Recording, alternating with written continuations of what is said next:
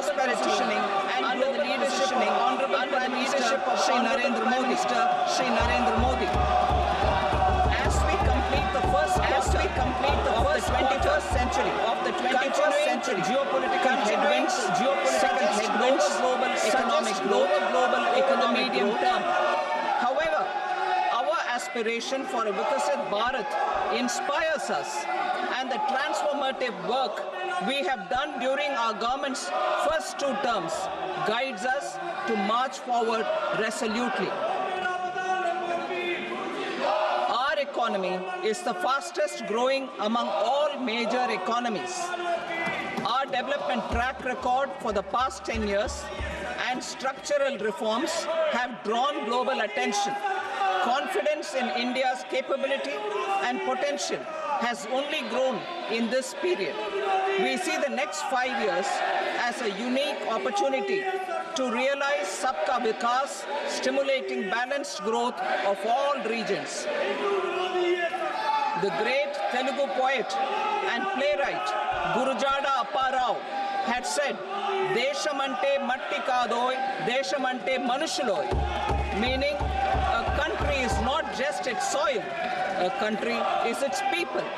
In line with this, for us, Vikasit Bharat encompasses zero poverty, 100% quality good school education, access to high quality, affordable and comprehensive health care, 100% skilled labor with meaningful employment, 70% women in economic activities, and farmers making our country the food basket of the world.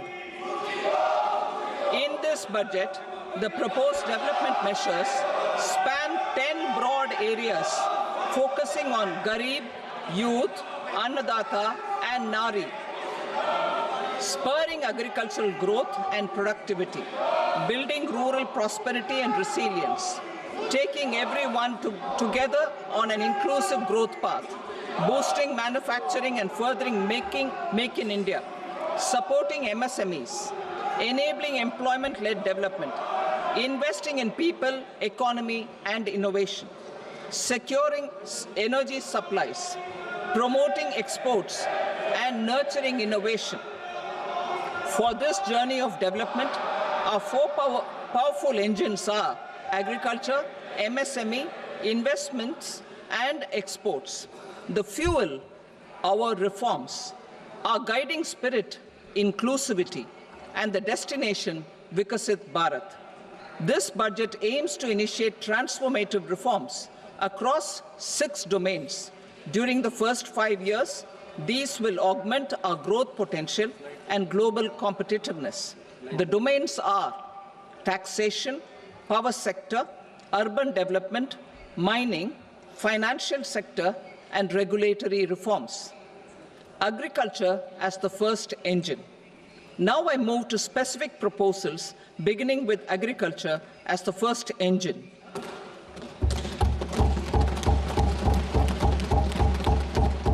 Prime Minister Dhan Dhanya Krishi Yojana, developing agri-districts program.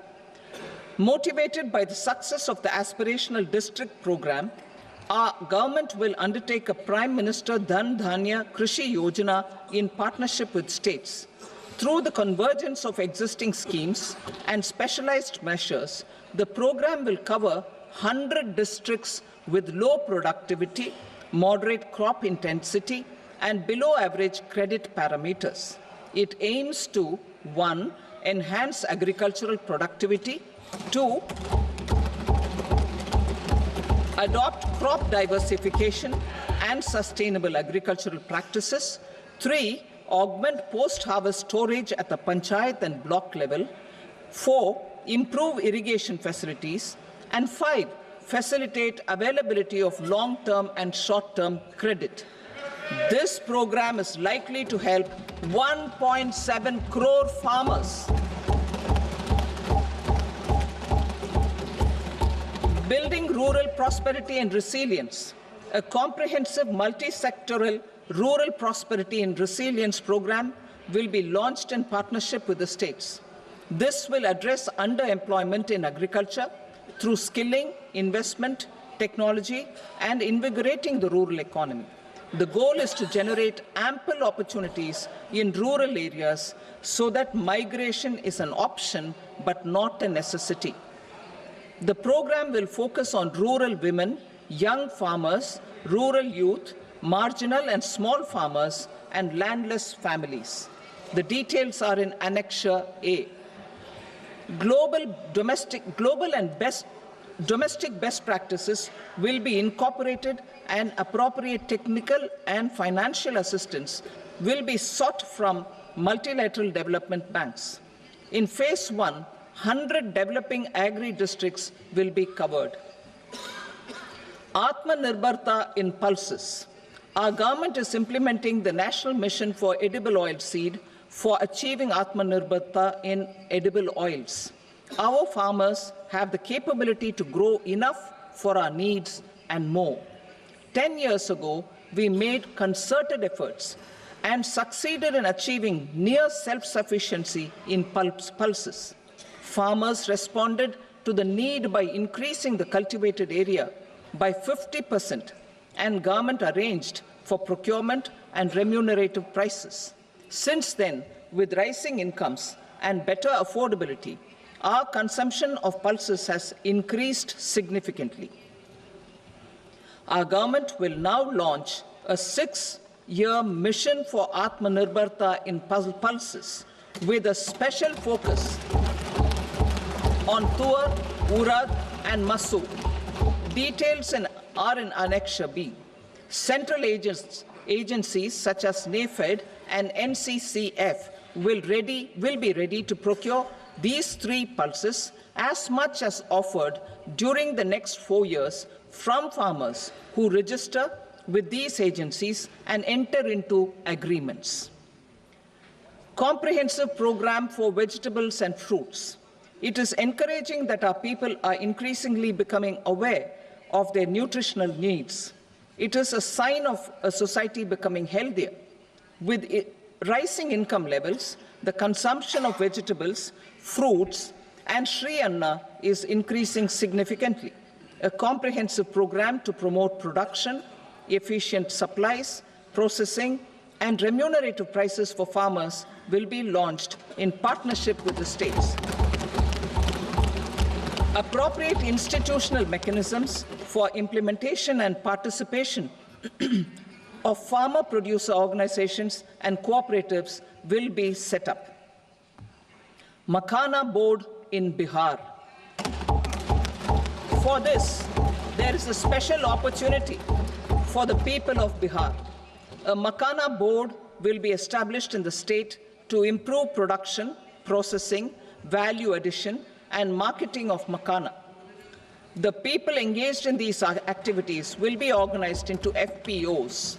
The board will provide hand-holding and training support to Makhana farmers and will also work to ensure they receive the benefits of all relevant government schemes. A national mission on high-yielding seeds will be launched, aimed at 1. Strengthening research ecosystem, 2. Targeted development and propagation of seeds with high yield, pest resistance, and climate resilience, and 3. Commercial availability of more than 100 seed varieties released since July 2024. India ranks second largest globally in fish production and aquaculture. Seafood exports are valued at 60,000 crore rupees. To unlock the untapped potential of the marine sector, our government will bring in an enabling framework for sustainable harnessing of fisheries from Indian Exclusive Economic Zone and high seas, with a special focus on the Andaman and Nicobar and Lakshadweep Islands. For the benefit of lakhs of cotton growing farmers, I am pleased to announce a mission for cotton productivity. This 5-year mission will facilitate significant improvements in productivity and sustainability of cotton farming and promote extra long staple cotton varieties. The best of science and technology support will be provided to farmers. Aligned with our integrated 5F vision for the textile sector, this will help in increasing incomes of the farmers and ensure a steady supply of quality cotton for rejuvenating India's traditional textile sector. Kisan credit cards facilitate short-term loans for 7.7 crore farmers, fishermen, and dairy farmers. The loan limit under modified interest subvention scheme will be enhanced from 3 lakh rupees to 5 lakh rupees for loans taken through the KCC. For Atmanirbharta in urea production, our government had reopened 3 dormant urea plants in the eastern region. To further augment urea supply, a plant with annual capacity of 12.7 lakh metric tons will be set up at Namrup in Assam.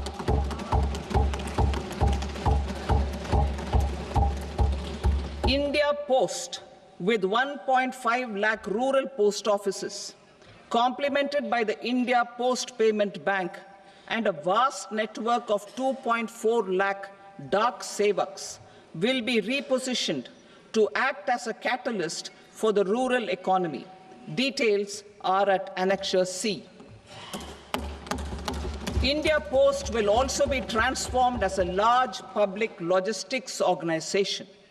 This will meet the rising needs of Vishwakarmas, new entrepreneurs, women, self-help groups, MSMEs, and the large business organizations. Our government will provide support to NCDC for its lending operations for the cooperative sector. MSMEs as the second engine. Now I move to MSMEs as the second engine, which encompasses manufacturing and services with a focus on MSMEs numbering 5.7 crores. Currently, over 1 crore registered MSMEs, employing 7.5 crore people, and generating 36% of our manufacturing, have come together to position India as a global manufacturing hub. With their quality products, these MSMEs are responsible for 45% of our exports. To help them achieve higher efficiencies of scale, technological upgradation, and better access to capital, the investment and turnover limits for classification of all MSMEs will be enhanced to 2.5 and 2 times respectively. This will give them the confidence to grow and generate employment for our youth. The details are given in Annexure D. To improve access to credit, the credit guarantee cover will be enhanced. First, for micro and small enterprises from 5 crore to 10 crore rupees, leading to additional credit of 1.5 lakh crores in the next 5 years. Second, for startups from 10 crore rupees to 20 crore rupees, with the guarantee fee being moderated to 1% for loans in 27 focus sectors which are important for Atmanirbhar Bharat. And for well-run exporter MSMEs, for term loans up to 20 crore rupees. Also for the micro enterprises, we will introduce customized credit cards with a 5 lakh rupee limit for micro enterprises registered on Udyam portal. In the first year, 10 lakh such cards will be issued. Fund of funds for startups. The Alternate Investment Fund, AIFs, for startups have received commitments of more than 91,000 crores rupees. These are supported by the fund of funds set up with the Government of India's contribution of 10,000 crore rupees.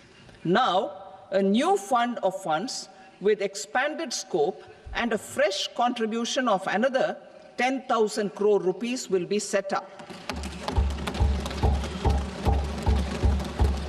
A new scheme will be launched for 5 lakh women, scheduled castes and scheduled tribes, first-time entrepreneurs. This will provide term loans up to 2 crore rupees during the next 5 years. The scheme will incorporate lessons from the successful Stand Up India scheme. Online capacity building for entrepreneurship and managerial skills will also be organized. Measures for labor-intensive sectors. To promote employment and entrepreneurship opportunities in labor-intensive sectors, our government will undertake specific policy and facilitation measures. To enhance the productivity, quality, and competitiveness of India's footwear and leather sector, a focused product scheme will be implemented. The scheme will support design capacity, component manufacturing, and machinery required for production of non-leather quality footwear, besides the support for leather footwear and products. The scheme is expected to facilitate employment for 22 lakh persons, generate over 4 lakh crore rupees, and exports of over 1.1 lakh crore rupees. Measures for the toys sector. Building on the National Action Plan for Toys, we will implement a scheme to make India a global hub for toys. The scheme will focus on development of clusters, skills, and a manufacturing ecosystem that will create high-quality, unique, innovative, and sustainable toys that will represent the Made in India brand. Support for food processing. In line with our commitment towards Purvodaya, we will establish a National Institute of Food Technology, Entrepreneurship and Management in Bihar. The institute will provide a strong fillip to food processing activities in the entire eastern region. This will result in 1. Enhanced income for the farmers through value addition to their produce, and 2. Skilling entrepreneurship and employment opportunities for the youth. Manufacturing mission, furthering Make in India. Our government will set up a national manufacturing mission covering small, medium, and large industries for furthering Make in India by providing policy support, execution roadmaps, governance, and monitoring framework for central ministries and states. Details are in Annexure E. Given our commitment to climate-friendly development, the mission will also support clean tech manufacturing. This will aim to improve domestic value addition and build our ecosystem for solar PV cells, EV batteries, motors and controllers, electrolyzers, wind turbines, very high voltage transmission equipment, and grid-scale batteries. Investment as the third engine.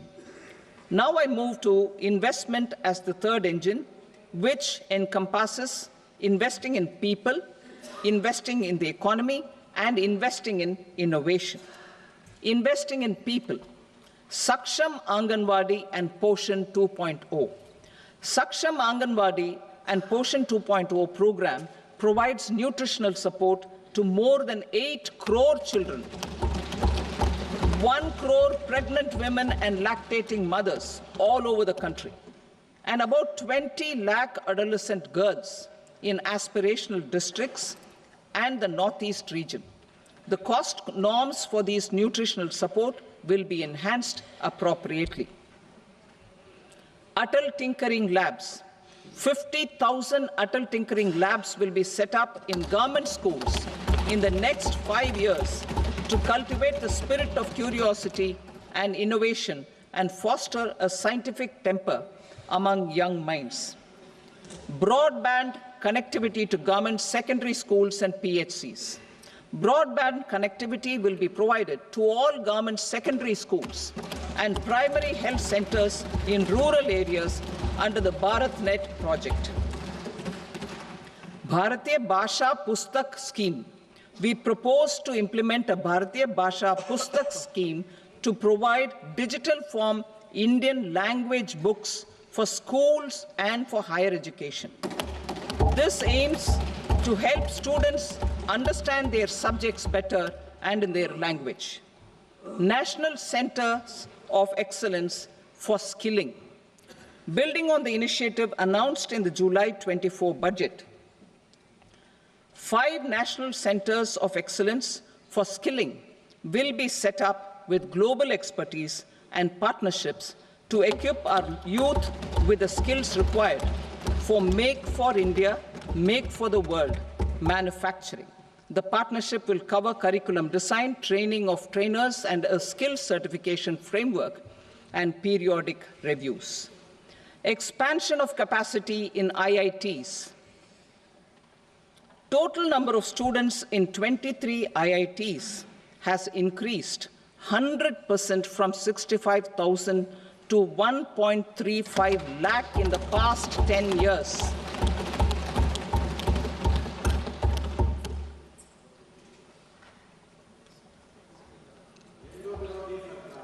Additional infrastructure will be created in the 5 IITs started after 2014 to facilitate education for 6,500 more students. Hostel and other infrastructure capacity at IIT Patna will also be expanded.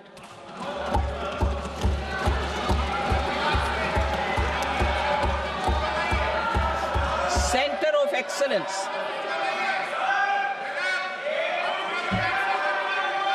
Center of Excellence in AI for Education.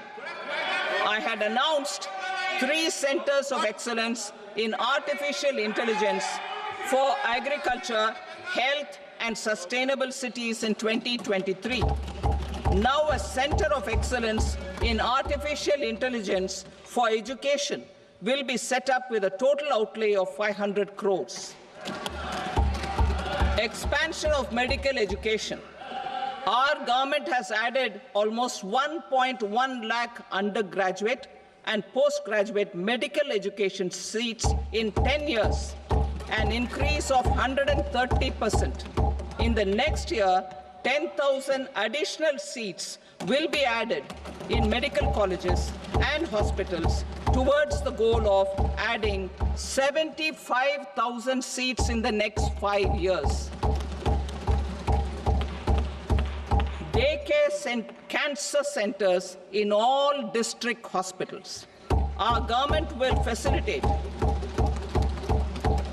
setting up of daycare cancer centers in all district hospitals in the next 3 years. 200 centers will be established in 25-26 itself. Strengthening urban livelihoods. Our government has been giving priority to assisting urban poor and vulnerable groups. A scheme for socio-economic upliftment of urban workers will be implemented to help them improve their incomes, have sustainable livelihoods, and a better quality of life. PM Swanidhi scheme has benefited more than 68 lakh street vendors, giving them respite from high-interest informal sector loans.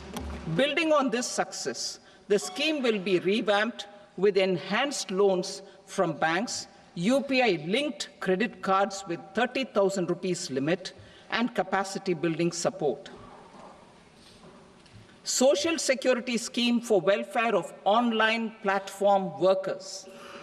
Gig workers of online platforms provide great dynamism to the new age services economy.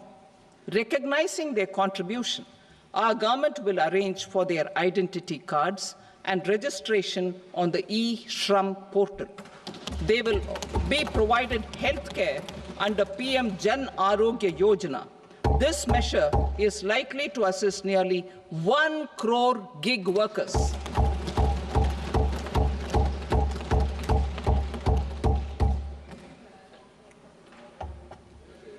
investing in the economy, public-private partnership in infrastructure. Each infrastructure-related ministry will come up with a 3-year pipeline of projects that can be implemented in PPP mode.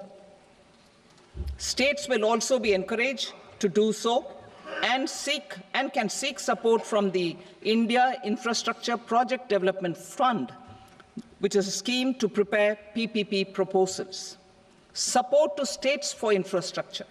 An outlay of 1.5 lakh crore is proposed for the 50-year interest-free loans to states for capital expenditure and incentives for reforms.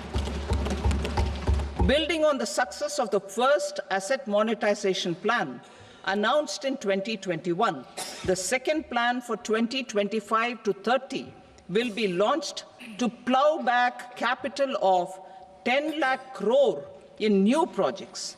Regulatory and fiscal measures will be fine-tuned to support the plan. Jal Jeevan Mission. Since 2019, 15 crore households representing 80% of India's rural population have been provided access to portable tap water connections. To achieve 100% coverage, I am pleased to announce the extension of this mission until 2028 with an enhanced total outlay. The mission's focus will be on the quality of infrastructure and O&M of rural piped water supply schemes through Jan Bhagidari. A separate MOU or separate MOUs will be signed with the states and union territories to ensure sustainability and citizen-centric water services delivery. Urban sector reforms. Building on the July budget proposals, urban sector reforms related to governance, municipal services, urban land and planning will be incentivized. Urban Challenge Fund. The government will set up an Urban Challenge Fund of 1 lakh crore rupees to implement the proposals for cities as growth hubs, creative redevelopment of cities, and for water and sanitation purposes announced in the July budget. This fund will finance up to 25% of the cost of bankable projects, with a stipulation that at least 50% of the cost is funded from bonds, bank loans, and PPPs. An allocation of 10,000 crore is proposed in 2025-26. Power sector reforms.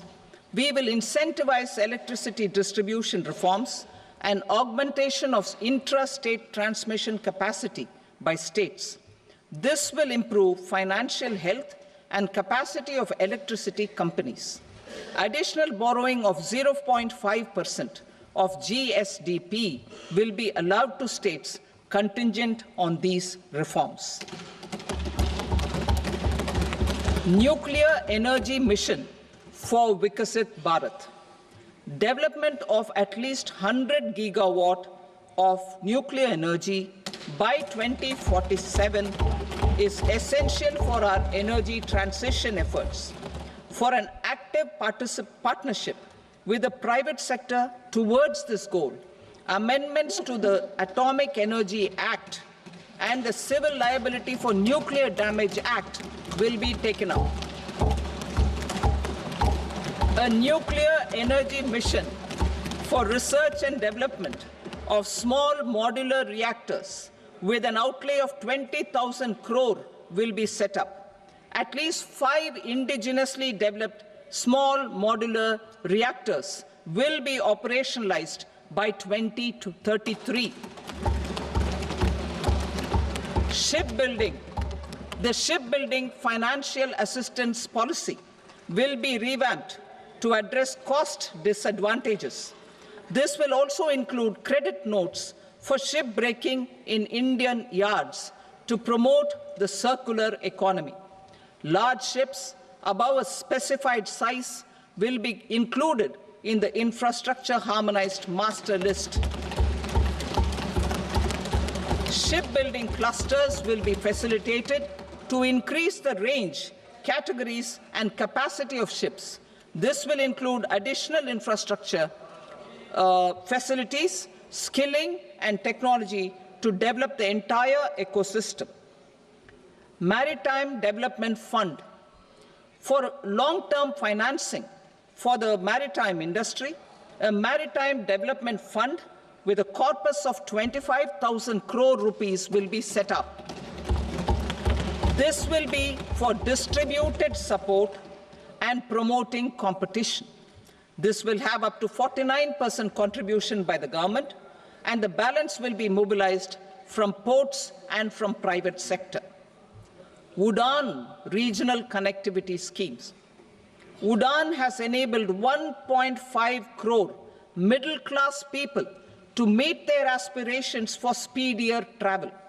The scheme has connected 88 airports, and operationalized 619 routes. Inspired by that success, a modified UDAN scheme will be launched to enhance regional connectivity to 120 new destinations and carry 4 crore passengers in the next 10 years. 4 crore additional passengers in the next 10 years. The scheme will also support helipads and smaller airports in hilly, aspirational, and northeast regional districts. Greenfield airports will be facilitated in Bihar to meet the future needs of the state. These will be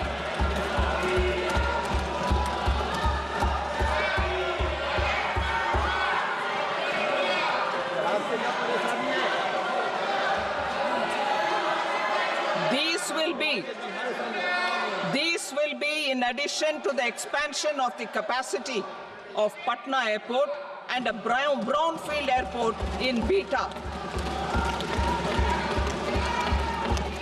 Western Kosi Canal project in Mithilanchal.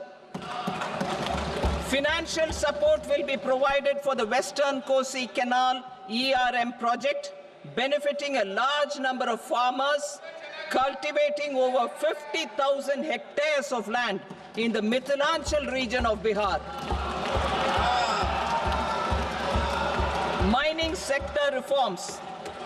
Mining sector reforms, including those for minor minerals, will be encouraged through sharing of best practices and institutions of a state mining index. A policy for recovery of critical minerals from tailings will be brought out. Under the special window for affordable and mid-income housing, SWAMI, 50,000 dwelling units in stressed housing projects have been completed and keys handed over to home buyers. Another 40,000 units will be completed in 2025, further helping middle-class families who are paying EMIs on loans taken for apartments while also paying rent for their current dwellings.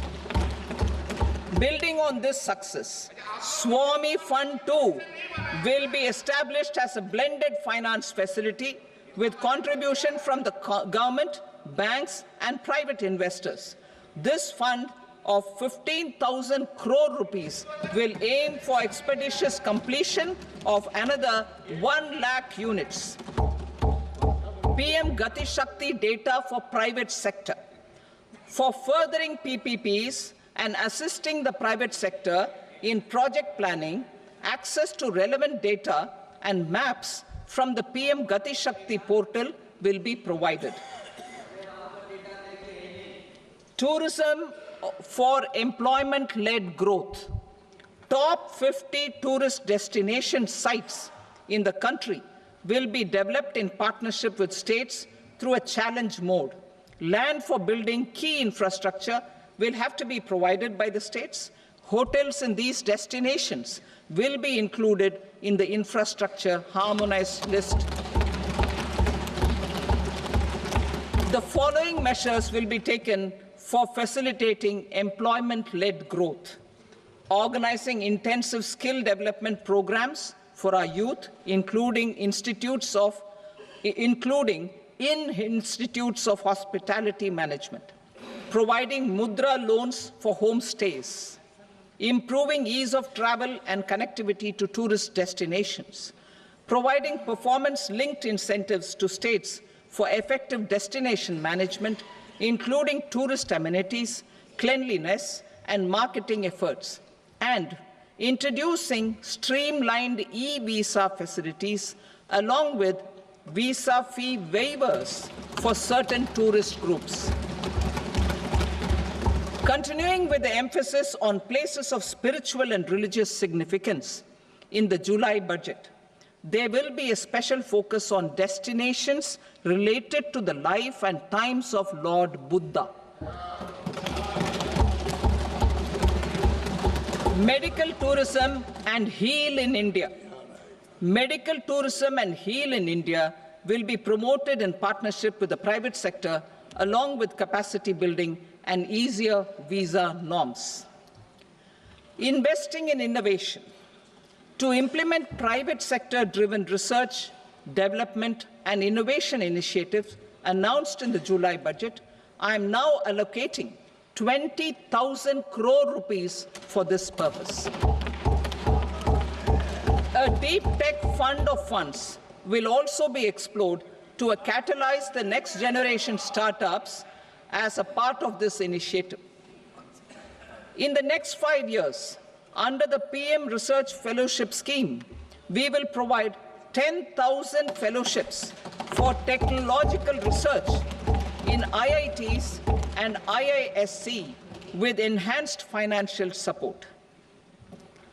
The second gene bank with 10 lakh germplasm lines will be set up for future food and nutritional security. This will provide conservation support to both public and private sectors for genetic resources. We will start a national geospatial mission to develop foundational geospatial infrastructure and data. Using PM Gati Shakti, this mission will facilitate modernization of land records, urban planning, and design of infrastructure projects. A Gyan Bharatam mission for survey, documentation, and conservation of our manuscript heritage with academic institutions, museums, libraries, and private collectors will be undertaken to cover more than 1 crore manuscripts. We will set up a national digital repository of Indian knowledge systems for knowledge sharing. Now I move to exports as the fourth engine. We will set up an export promotion mission with sectoral and ministerial targets driven jointly by the Ministries of Commerce, MSME, and Finance. It will facilitate easy access to export credit, cross-border factoring support, support to MSMEs to tackle non-tariff measures in overseas markets. A digital public infrastructure, Bharat Trade Net, for international trade will be set up as a unified platform for trade documentation and financing solutions. This will complement the Unified Logistics Interface platform. The BTN will be aligned with international practices. Support will be provided to develop domestic manufacturing capacities for our economy's integration with global supply chains. Sectors will be identified based on objective criteria. Facilitation groups with participation of senior officers and industry representatives will be formed for select products and supply chains. Through this, there are huge opportunities related to Industry 4.0, which needs high skills and talent. Our youth have both. Our government will support the domestic electronic equipment industry to leverage this opportunity for the benefit of our youth. A national framework will be formulated as guidance to states for promoting global capability centers in emerging Tier 2 cities. This will suggest measures for enhancing availability of talent and infrastructure, building bylaw reforms, and mechanisms for collaboration with industry. Our government will facilitate upgradation of infrastructure and warehousing for air cargo, including high-value perishable horticultural produce. Cargo screening and customs protocol will be streamlined and made user-friendly. Reforms as the fuel. Over the past 10 years, our government has implemented several reforms for convenience of taxpayers, such as faceless assessment, 2, taxpayer charter, 3, faster returns, 4, almost 99% returns being on self-assessment, and 5, Vivad Se Vishwas scheme.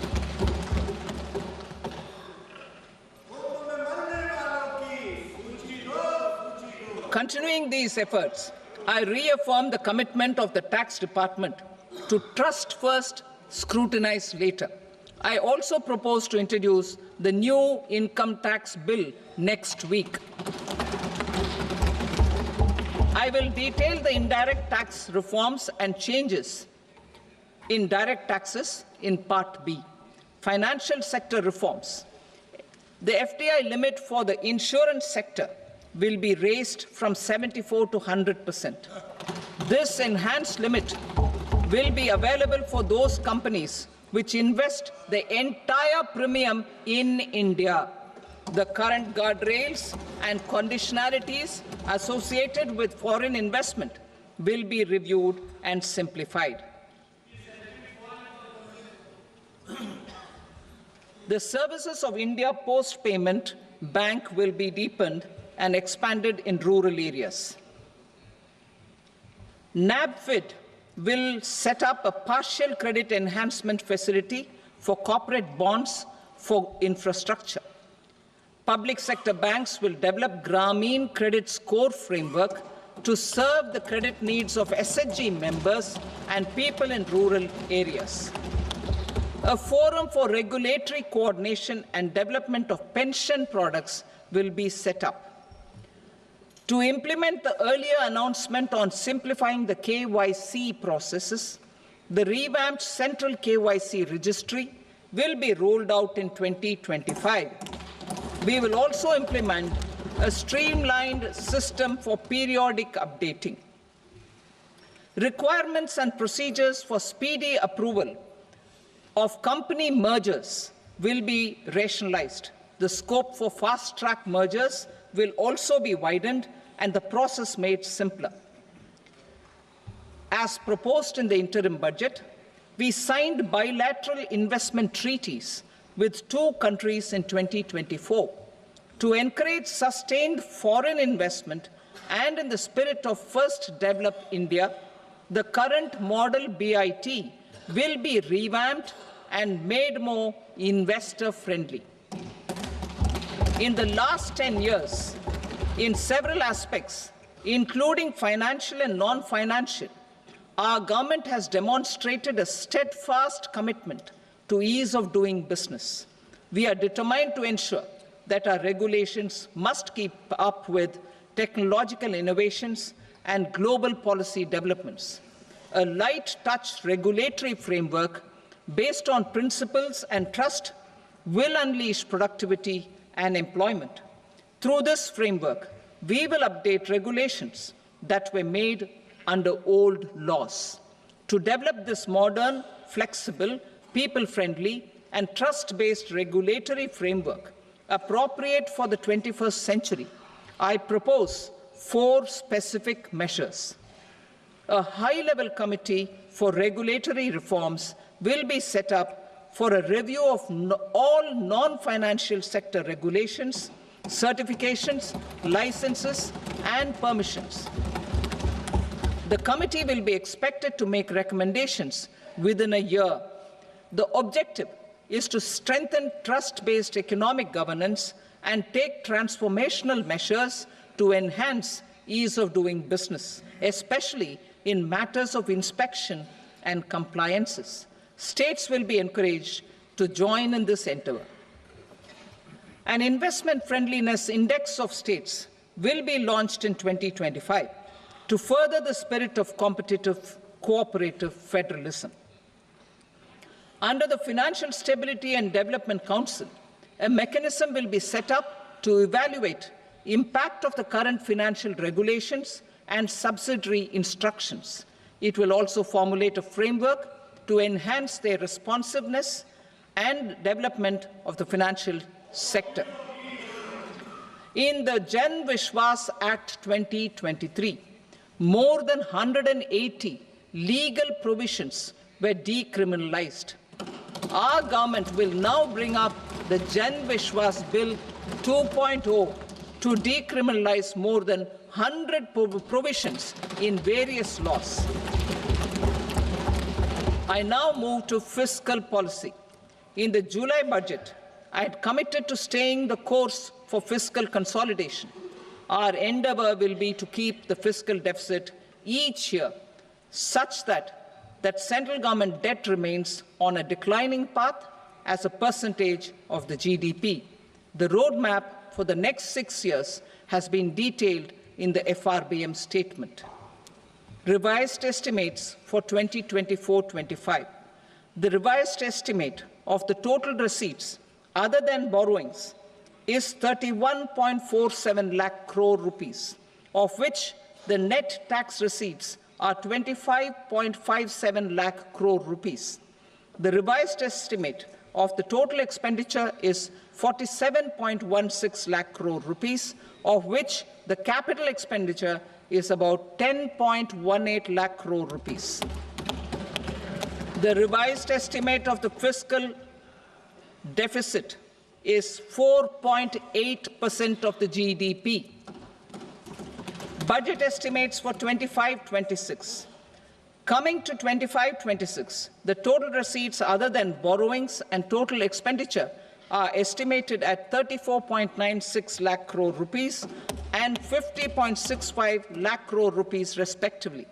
The net tax receipts are estimated at 28.37 lakh crore rupees. The fiscal deficit is estimated to be 4.4% of GDP. To finance the fiscal deficit, the net market borrowings from dated securities are estimated at 11.54 lakh crore. The balance financing is expected to come from small savings and other sources. The gross market borrowings are estimated at 14.82 lakh crore rupees. I will now move to Part B. Indirect taxes. My proposals relating to customs aim to rationalize tariff structure and address duty inversion. These will also support domestic manufacturing and value addition, promote exports, facilitate trade, and provide relief to common people. Rationalization of customs tariff structure for industrial goods. As a part of comprehensive review of customs rate structure announced in July 2024 budget, I propose to 1. Remove 7 tariff rates. This is over and above the 7 tariff rates removed in 23-24 budget. After this, there will be only 8 remaining tariff rates, including 0 rate. 2. Apply appropriate cess to broadly maintain effective duty incidence, except on a few items where such incidence will reduce marginally. 3. Levy not more than 1 cess or surcharge.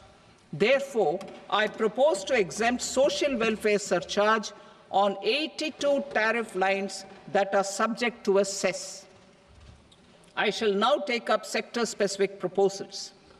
To provide relief to patients, particularly those suffering from cancer, rare diseases, and other severe chronic diseases, I propose to add 36 life-saving drugs and medicines to the list of medicines fully exempted from basic custom duty.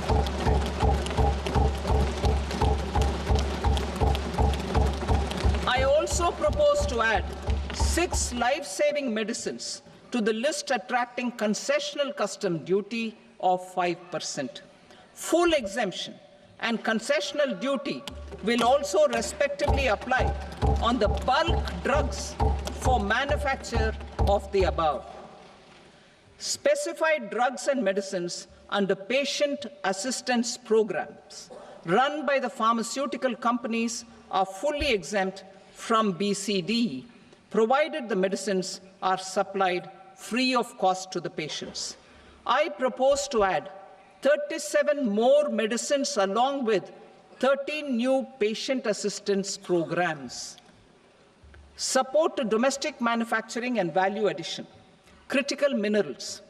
In the July 2024 budget, I had fully exempted BCD on 25 critical minerals that are not domestically available.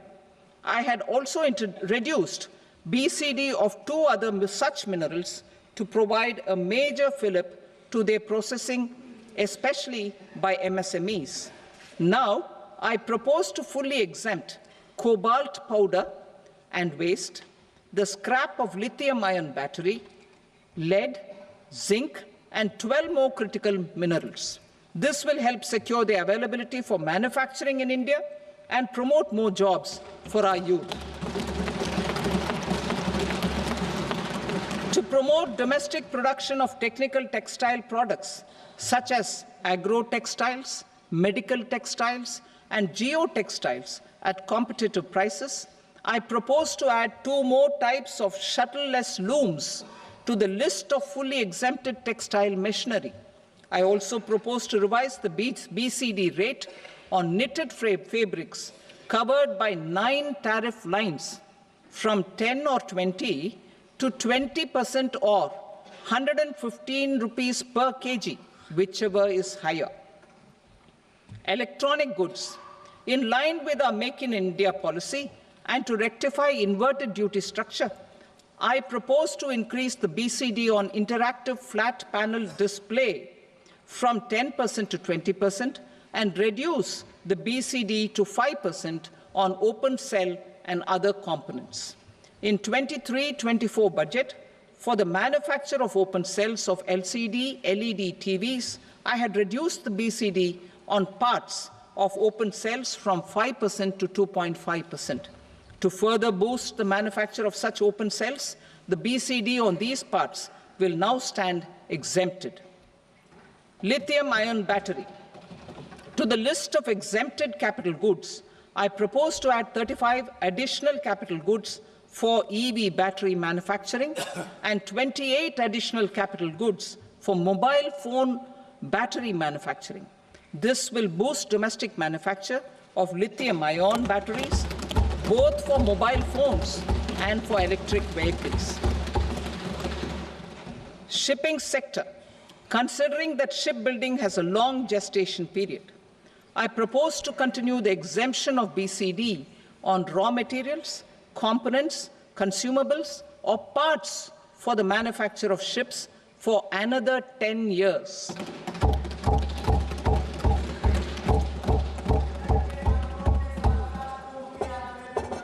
I also propose the same dispensation for shipbreaking to make it more competitive. Telecommunication. To prevent classification disputes, I propose to reduce the BCD from 20% to 10% on carrier-grade Ethernet switches to make it at par with non-carrier-grade Ethernet switches. Export promotion. To facilitate exports of handicrafts, I propose to extend the time period for export from 6 months to 1 year, further extendable by another 3 months if required. I also propose to add 9 items to the list of duty-free inputs. Leather sector. I propose to fully exempt BCD on wet blue leather to facilitate imports for domestic value addition and employment. I also propose to exempt crust leather from 20% export duty to facilitate exports by small tanners. Marine products. To enhance India's competitiveness in the global seafood market, I propose to reduce BCD from 30% to 5% on frozen fish paste, surimi, for manufacture and export of its analog products. I also propose to reduce BCD from 15% to 5% on fish hydrolysates for manufacture of fish and shrimp feed. In July 2024 budget, to promote development of domestic MROs for aircraft and ships, I had extended the time limit for export of foreign origin goods that were imported for repairs from 6 months to 1 year and further extendable by 1 year. I now propose to extend the same dispensation for railway goods. Time limit for provisional assessment. Presently, the Customs Act 1962 does not provide any time limit to finalize provisional assessments, leading to uncertainty and cost to trade. As a measure of promoting ease of doing business, I propose to fix a time limit of 2 years, extendable by a year, for finalizing the provisional assessment. I propose to introduce a new provision that will enable importers or exporters, after clearance of goods, to voluntarily declare material facts and pay duty with interest but without penalty. This will incentivize voluntary compliance. However, this will not apply in cases where department has already initiated audit or investigation proceedings. For industry to better plan their imports, I propose to extend the time limit for the end use of imported inputs in the relevant rules from 6 months to 1 year. This will provide operational flexibility in view of cost and uncertainty of supply. Further, such importers will now have to file only quarterly statements instead of a monthly statement.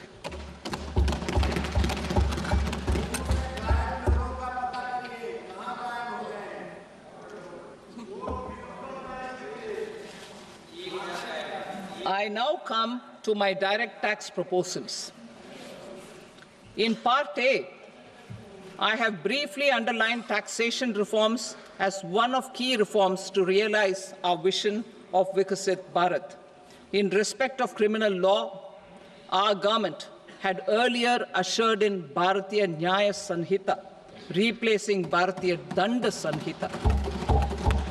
I am happy to inform this august House and the country that for new income tax bill will carry forward the same spirit of Nyaya in its drafting as well. The new bill will be clear and direct in text, with close to half of the present law in terms of both chapters and words. It will be simple to understand for taxpayers and tax administrators, leading to tax certainty and reduced litigation. Reforms, however, are not a destination.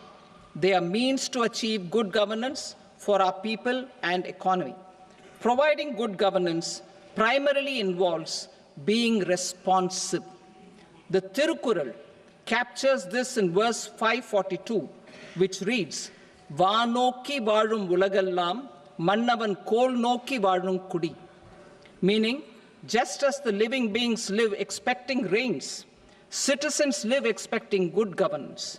Our government is committed to keeping an ear to the ground and a finger on the pulse and responding while balancing our national building efforts.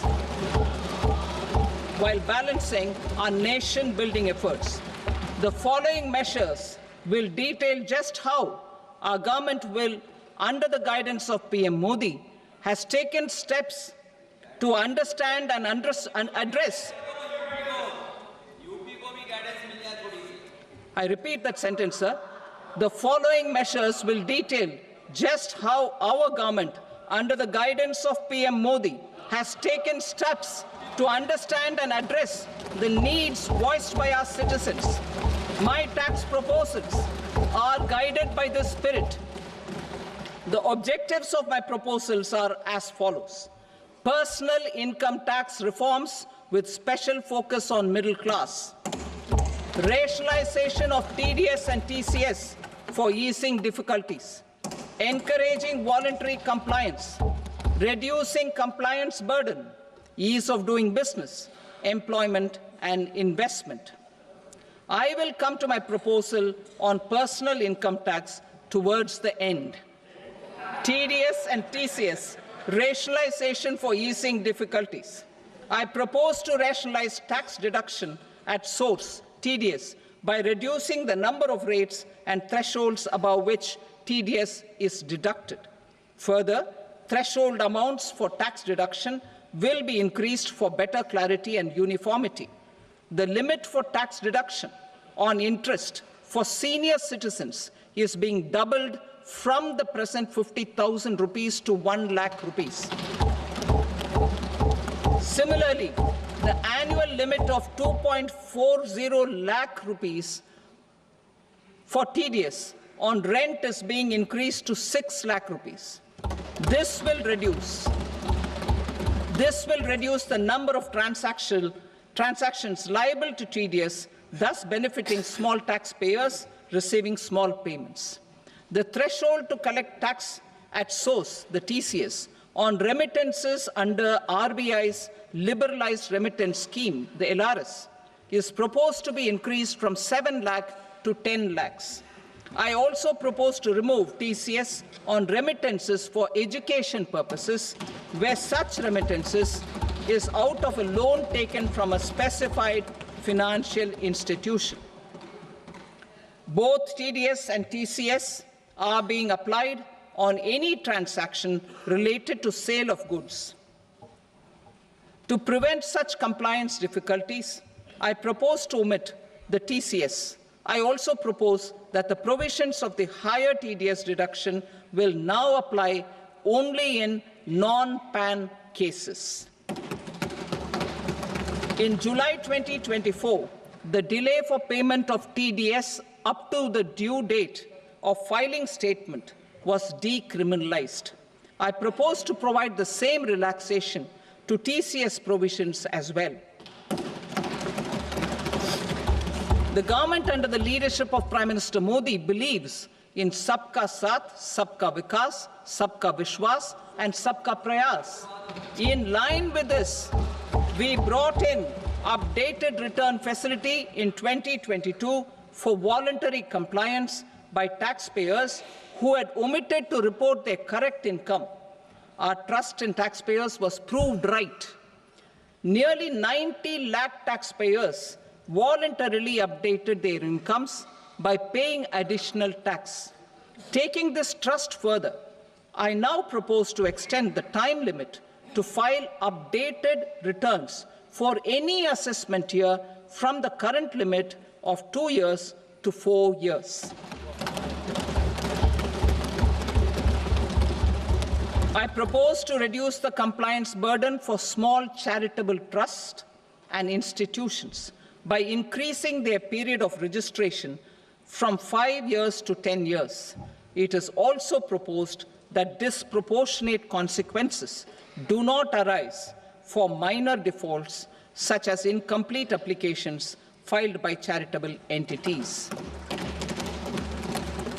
Presently, taxpayers can claim the annual value of self-occupied properties as nil only on the fulfillment of certain conditions. Considering the difficulties faced by taxpayers, it is proposed to allow the benefit of 2 such self-occupied properties without any condition. To streamline the process of transfer pricing and to provide an alternative to yearly examination, I propose to introduce a scheme for determining arm's length price of international transaction for a block period of 3 years. This will be in line with global best practices. With a view to reduce litigation and provide certainty in international taxation, the scope of safe harbor rules is being expanded. A number of senior and very senior citizens have very old national savings schemes accounts.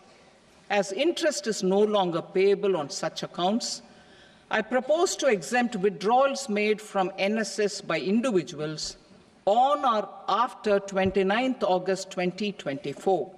I am also proposing to allow similar treatment to NPS Vatsalya accounts as is available to normal NPS accounts subject to overall limits. In my speech in July 2024, I had promised that all processes, including giving effect to appellate orders, shall be digitalized and made paperless over the next 2 years. So I'm happy to announce that digitalization is being made operational now. In July 2024, we brought in the Vivad Se Vishwas scheme to resolve income tax disputes pending in appeal. The scheme has received a great response, with nearly 33,000 taxpayers having availed of the scheme to settle their disputes. I have a few proposals to promote investment and employment. It is proposed to provide a presumptive taxation regime for non-residents who provide services to a resident company that is establishing or operating an electronics manufacturing facility. I further propose to introduce a safe harbor for tax certainty for non-residents who store components for supply to specified electronics manufacturing units. Presently, the tonnage tax scheme is available only to sea-going ships. The benefits of existing tonnage tax scheme are proposed to be extended to inland vessels registered under the Indian Vessels Act 2021 to promote inland water transport in the country. Extension for incorporation of startups. We continue to support the Indian startup ecosystem. I propose to extend the period of incorporation by 5 years to allow the benefit available to startups which are incorporated before 1/4/2030. In order to attract and promote additional activities in the IFSC, I am inter alia proposing specific benefits to ship leasing units, insurance offices, and treasury centers of global companies which are set up in IFSC. Further, to claim benefits, the cut-off date for commencement in IFSC has also been extended by 5 years to 31/3/2030.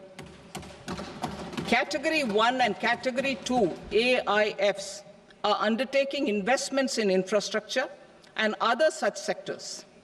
I propose to provide certainty of taxation to these entities on the gains from securities, to promote funding from sovereign wealth funds and pension funds to the infrastructure sector.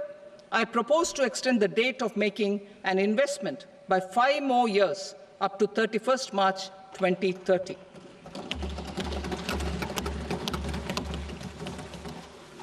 Personal income tax reforms with special focus on middle class.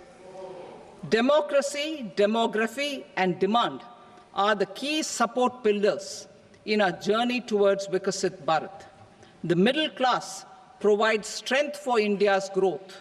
This government, under the leadership of Prime Minister Modi, has always believed in the admirable energy and ability of the middle class in nation building. In recognition of their contribution,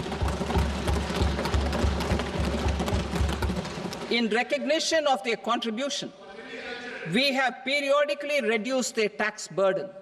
Right after 2014, the nil tax slab was raised to 2.5 lakhs of rupees, which was further raised to 5 lakh rupees in 2019 and to 7 lakh rupees in 2023. This is reflective of our government's trust on the middle-class taxpayers.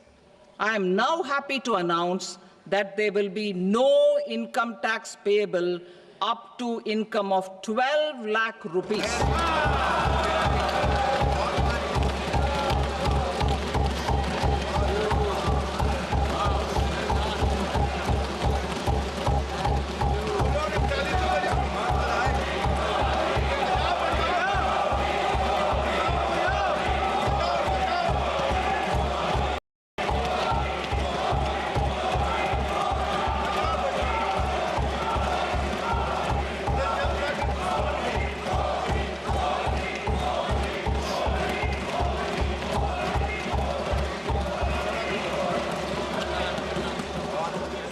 So, average income of 1 lakh per month other than the special rate income such as capital gains under the new regime. This limit will be 12.75 lakh for salaried taxpayers due to the standard deduction of 75,000.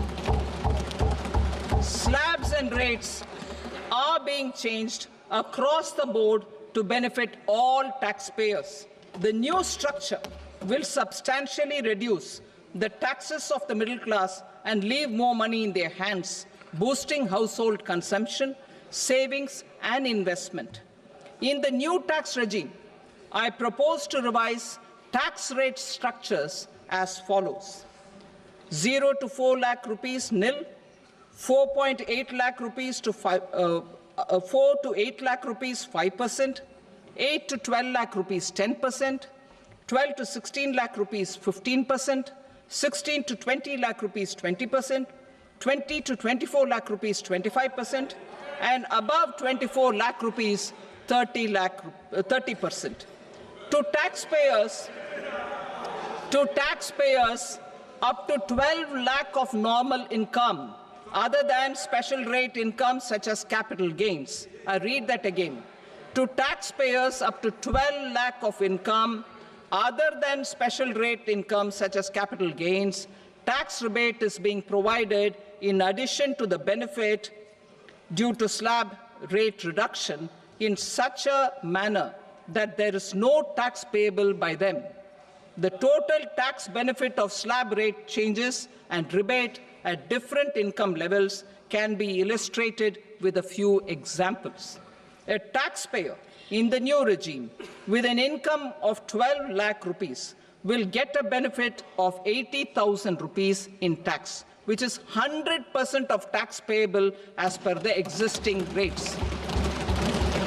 A person having income of 18 lakh rupees will get a benefit of 70,000 rupees in tax, that is 30% of tax payable as per existing rates. A person with an income of 25 lakh gets a benefit of 1,10,000 rupees, that is 25% of his tax payable as per existing rates. Details of my tax proposals are given in the annexure. As a result of these proposals, Honorable Speaker, sir, revenue of about 1 lakh crore in direct taxes and 2,600 crores in indirect taxes will be foregone.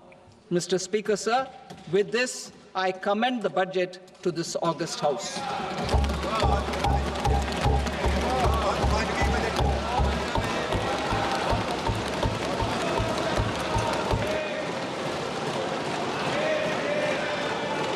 Item number 2, Srimati Nirmala Sitharaman. Sir, with your permission, I rise to lay on the table the following statements under Section 3(1) of the Fiscal Responsibility and Budget Management Act, 2003. Medium-term fiscal policy cum fiscal policy strategy statement and macroeconomic framework statement. Item number 3, Srimati Nirmala Sitharaman. Sir, with your permission, I rise to move for leave to introduce the Finance Bill 2025. प्रश्न ये है कि विधेयक को पुनर्स्थापित करने की अनुमति प्रदान की जाए। जो सदस्य इसके पक्ष में हाँ कहें, जो सदस्य विरोध में ना कहें। मेरे विचार में निर्णय हाँ वालों के पक्ष में हुआ, हाँ वालों के पक्ष में अनुमति प्रदान की जाती है। माननीय मंत्री जी, अब विधेयक को पुनर्स्थापित करें। Sir, I introduce the bill. Thank you. सभा की कार्रवाई सोमवार दिनांक 3 फरवरी 2025 को प्राप्त 11 बजे तक के लिए स्थगित की जाती है।